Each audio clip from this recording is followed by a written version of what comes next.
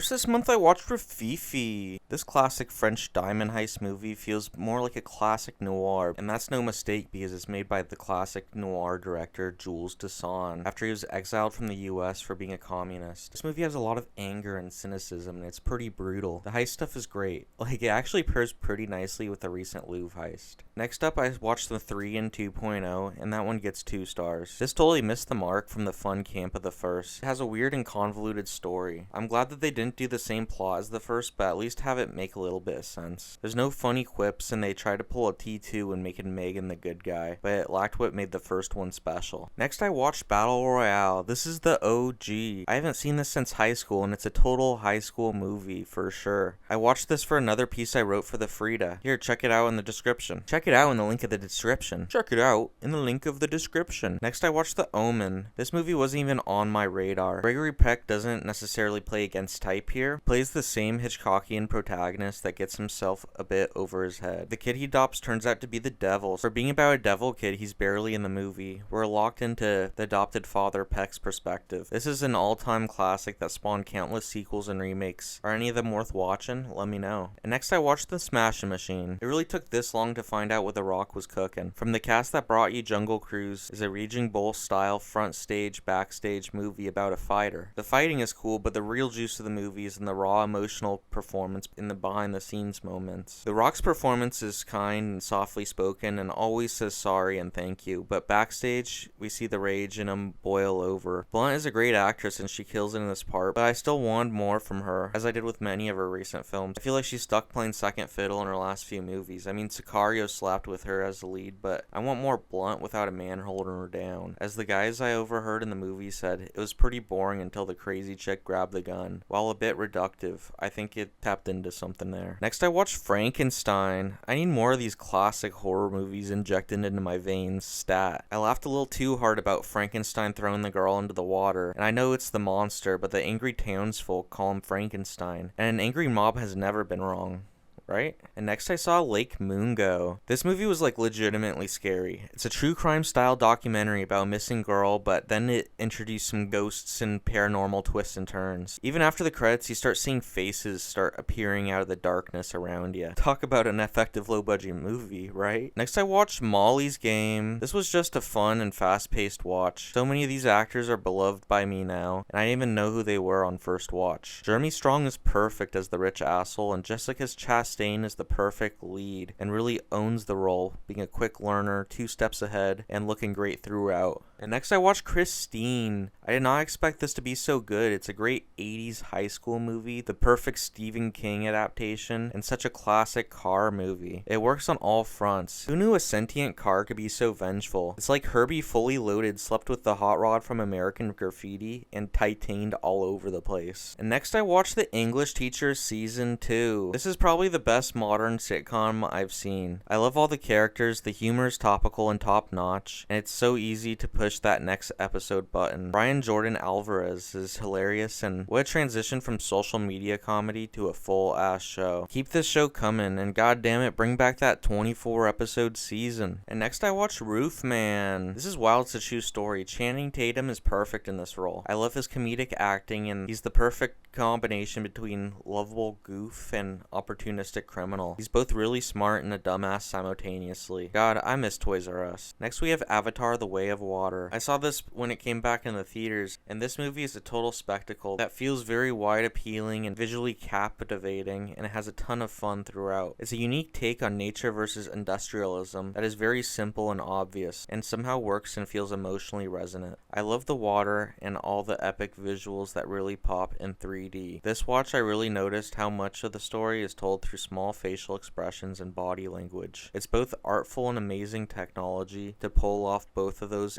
at the same time. I'm hyped for Fire and Ash, and we got a special promo at the end of the movie, and it got me wanting more. Next I watched After the Hunt. I'm really getting my stride with Luca Guadagnino ever since Challengers, and I'm totally digging his wide variety of subject matters and styles. This time he takes on a Woody Allen style movie while dealing with the Woody Allen of the whole thing. It feels like a movie about the Me Too time in the same way that Tar feels confronting the moment, but through the lens of Yale professors. It's a daring and adult movie that has a lot of heavy stuff, and I found it so captivating and so much truth into sexual violence, gender, race, and generational differences. Next, I watched Rosemary's Baby. Even though I saw this only a month ago, this movie is so damn good, and there are so many little clues to pick up on. Before the movie, the entire Wyatt album played, which was a bit strange. Usually it's music that goes along with the vibe of the movie, but through the intro I learned that that album is totally intertwined with the history of the movie. They were both released in 1968, and the hotel in the movie was the Dakota, where Lennon was murdered. Also, Mia Farrow went to India directly after filming, where she hung out with the Beatles, where their music forever changed and they wrote the White Album. Mia Farrow's sister is Prudence, which the song Dear Prudence is based on. Next, I watched Eddington. Ever since I first saw it, I've been compelled to come back. It is a way better movie when you already know the direction of where it's going, and being able to be present in the moment that you're in, and seeing the seeds planted for this fatalistic end for each character. This movie is getting increasingly topical. Even though I do see this as a left-leaning film, it does not take moralistic sides, and every character is fucked up, a hypocrite in their own way. Even Pedro Pascal's character, is the progressive mayor, is nothing but a shill for the big tech, installing a data center in town, putting pressure on an already existing drought. I've watched many of Ari Aster's interviews, and he boils this movie down to the story of a data center being built, and everything else is just the training data for the AI. It's a morbid look into our present moment, but for me it hits. Next, I watched One Battle After Another. This was an all-time movie and an instant classic. It's both very sad and serious about the current state of this country, while also laugh out loud funny throughout. Seeing this right after Eddington, they're both a distinct look into this current moment, but this movie offers hope in the face of that modernity, opposed to Eddington, which ends as fucked as possible. When the scenes of ice raids, storming businesses happen, I get very emotional. This is something that happens all around us right now, and agreeing with the politics doesn't make or break a movie for me on its own, but the relevance to this current moment and lack of anything else depicting this evil is very powerful, and hopefully opens the doors for more art and enacts change and this illegal human trafficking carried out by the US government. Next, I watched Fargo. This movie is pretty much perfect. It's so tight and there's not one wasted moment. Every character is so idiosyncratic and mixes the goofy, folksy nature of being from this area with brutal and violent moments of murder. Everything can go wrong and does, and we see Macy's character's cowardly and pathetic downfall. It really threw me seeing based off a true story on first watch, but it's just the Coens goofing on us. No movie is entirely true, even the ones that claim to be. The hitman chemistry has never been topped. Next, I watched a World War II fairy tale, The Making of Michael Mann's The Keep. It was a strange decision to program the making of documentary before the movie itself, especially considering I don't really know much about The Keep, and I was looking forward to going in blind. This is not necessarily the documentary's fault, but rather the programming choice. It was for sure interesting, and I didn't know too much about Michael Mann's early days, so it was compelling in that sense. But as the doc went on, it kept showing the pitfalls and the fumbles of the production. It had me losing interest in the movie itself. Next, I watched The Keep. Don't get me wrong, this movie is a complete and utter vibe in the set design, tone, and music, but I never cared about the story or any of the characters. Gabriel Byrne has the best performance playing an SS officer, but the movie around him is quite bad. Michael Mann is a great director, but this material of a historic fairy tale Nazi story is so far out of his wheelhouse. I feel like he succeeds most in urban crime stories following professionals striving for realism.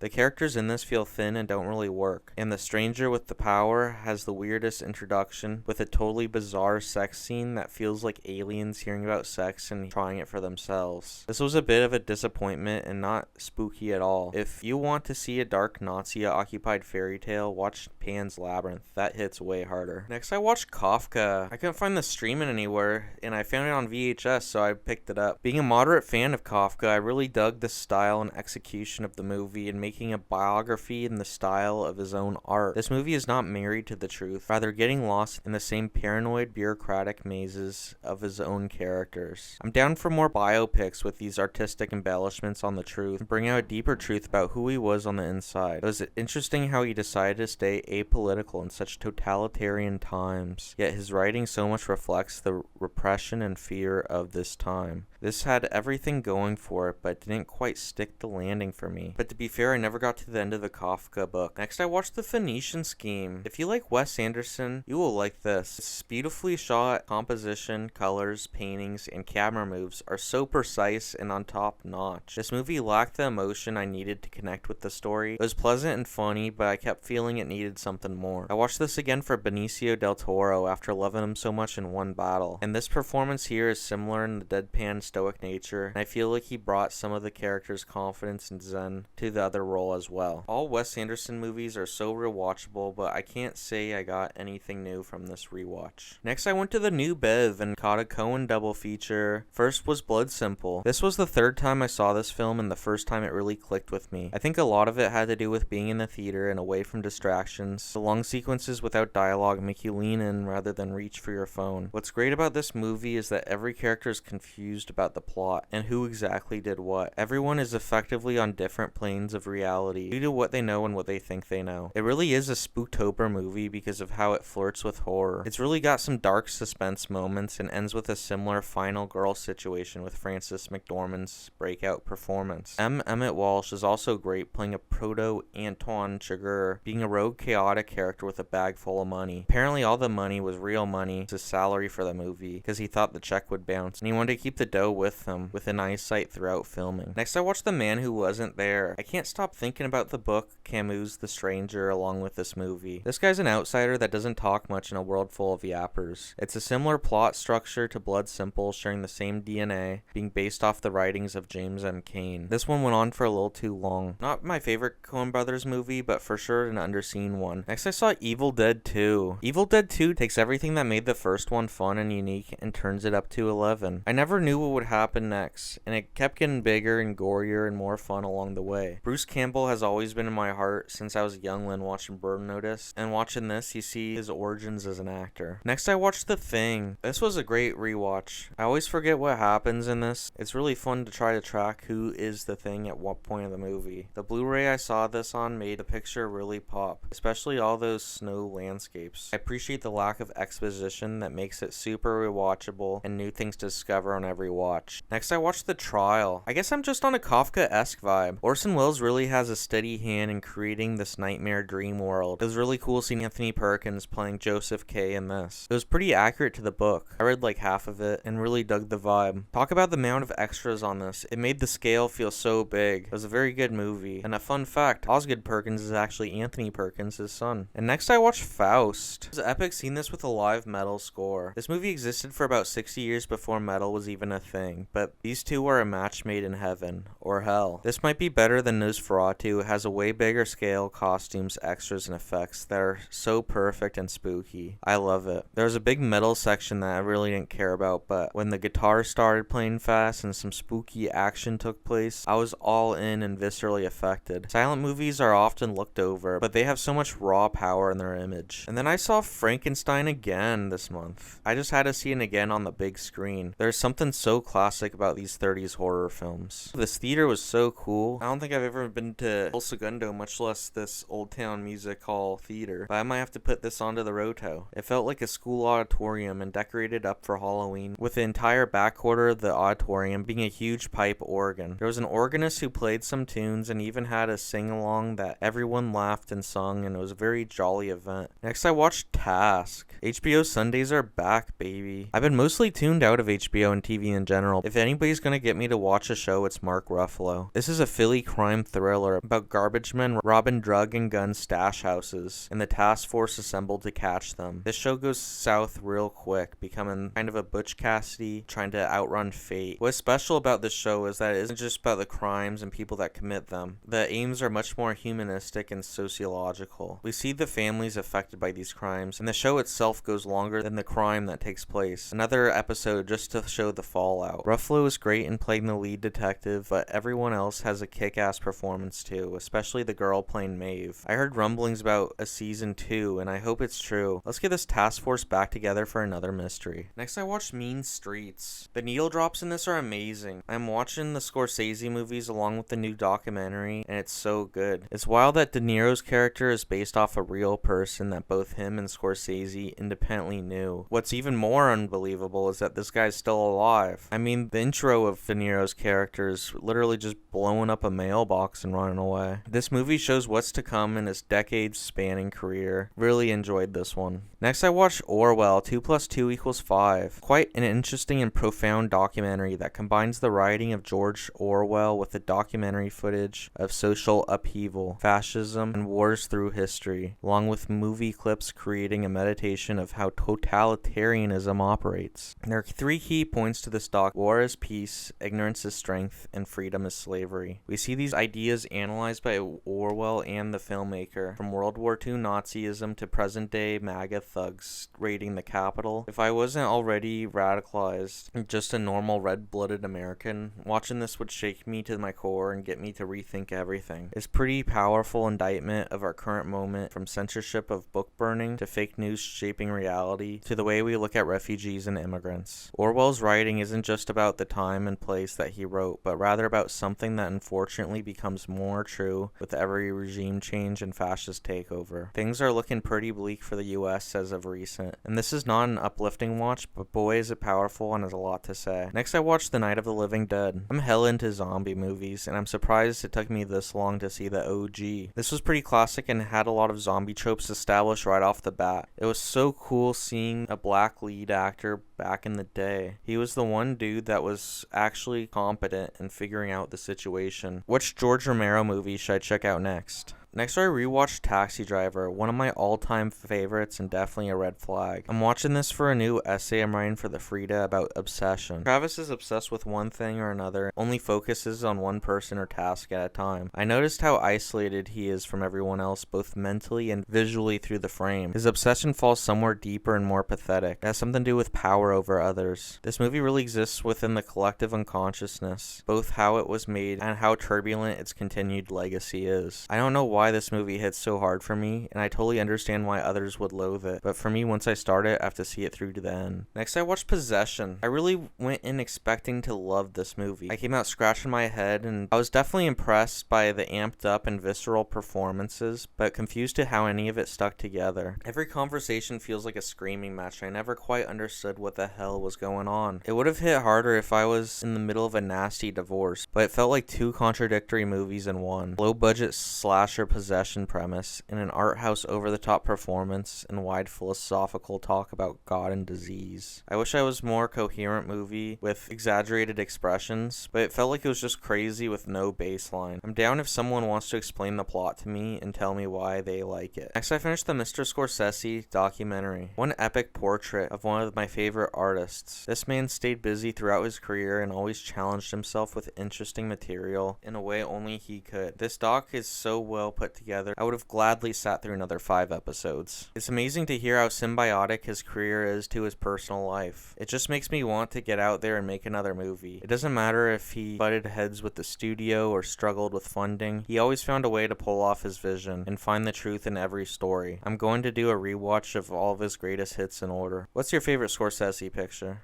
Next, I watched Apt Pupil, another rare watch on VHS. I read the book a few years ago, and it was a short story in Stephen King's different seasons, along with The Shawshank Redemption and The Body, which was later adapted to Stand By Me. This was my favorite of the bunch. It was a disturbing read about this boy that became obsessed with Nazis, his secret relationship with a Nazi that's hiding out in US suburbia. This movie hits most of the beats, but feels formalistically generic and doesn't really add to the material. Also, I was interested to see what they did with the end, but this movie kind of bitches out in the end. This book has really lingered in my mind about obsession and the state of evil, but this movie left me wanting more of that psychology. Next, I watched Shelby Oaks, Get Stuckmanized. I've been watching this dude's YouTube videos since back in the day. I was always more of a Jeremy Johns head, but the older I got and the more into filmmaking, Stuckman resonated to me a bit on that side. I've been loosely following the journey of this movie for years now, and it's wild to see that it's finally out and in theaters, especially at a wide release. It was really smart how he went about making his movie and doing all the found footage stuff first, and then getting lucky by getting Flanagan involved later. It was a cool concept, starting out with the Lake Mungo vibe, but it ends up transforming into a generic horror movie. It definitely is a movie by a movie lover, and that's apparent. It's just never fully connected with me. This is a pretty straight jumping around horror movie, and I'm not the biggest fan of that personally, but I do appreciate the unique concept and aesthetic that comes across. I kept thinking about Longlegs, and I'm not sure if that's a good thing. And next I watched Blue Moon. I knew nothing about these these composers and never seen their work Oklahoma, but I still found this movie to be very entertaining and insightful. Blue Moon's story is rooted in such jealousy and has so much to say about art and commercialism. I always love seeing a character's dramatic downfall. Many moments I cringed too, like talking to the college girl and trying to get collaboration with Rogers running again, but I went back and listened to some of those Rogers and Hart songs and also some Oklahoma songs, and from what I heard, Oklahoma is pretty ass and Hart is pretty funny and subversive in his lyrics. I hope this one gets more love. It's only been in my theaters for a week and it was already getting pulled. Maybe it gets some second wind if Hawk gets some Oscar buzz. Let's cross our fingers for that. And to cap off the month, a mystery triple feature. The cool thing about this event, which I did not realize until it started, was that each of these were anthology movies, basically a bunch of horror short stories and a general tying things together framework. Overall, this mystery triple feature was super fun and everyone got a cool poster with all 3 movies and a really cool design. After going to 3 of these mystery screenings this year, I'm a bit dubious of their intentions of would people buy a ticket for this if they knew what was playing. But I'm also a fan of this type of thing because probably not, but I wouldn't have seen or heard of any of these movies otherwise. I had a great night for sure. That's the end of my video. Thank you for watching. Go watch a movie. Let me know what you watch.